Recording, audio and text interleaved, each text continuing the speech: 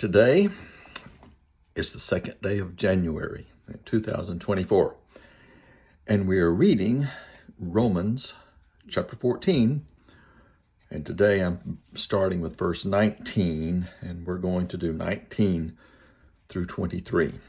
Verse 19, so then, we must pursue what promotes peace and what builds up one another. What does that mean?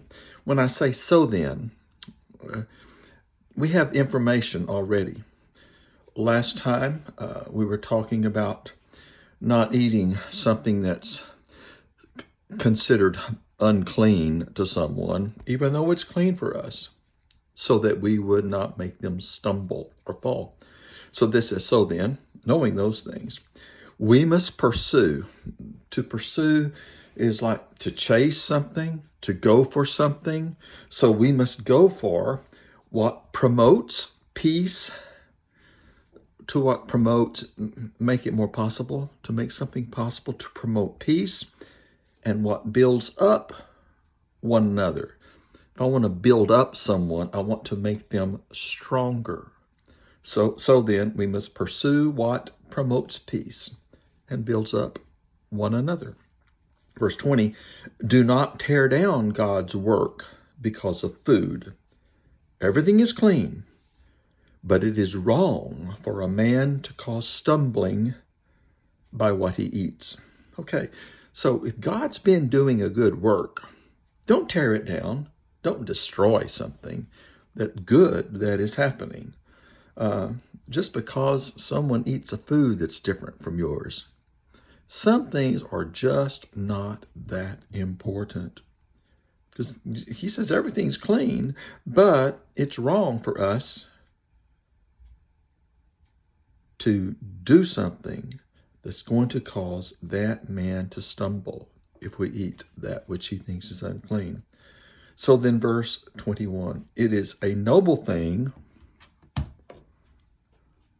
Verse 21 again, it is a noble thing not to eat meat or drink wine or do anything that makes your brother stumble.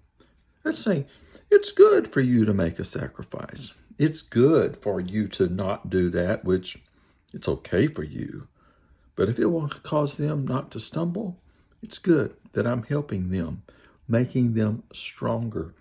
Verse 22, do you have faith? Keep it to yourself before God.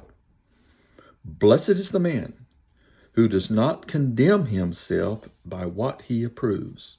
Okay, they say, do you believe something strong? You have faith in God? Well, keep that to yourself before God. He needs to know what you believe is clean and what's not unclean. And then he says, by what blessed is the man. To be blessed is the one who does not condemn himself by what he approves.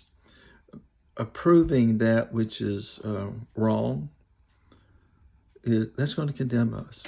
We don't approve something that's wrong, but we don't criticize someone else, tear them down, just because God's shown them something a little different than he's shown us.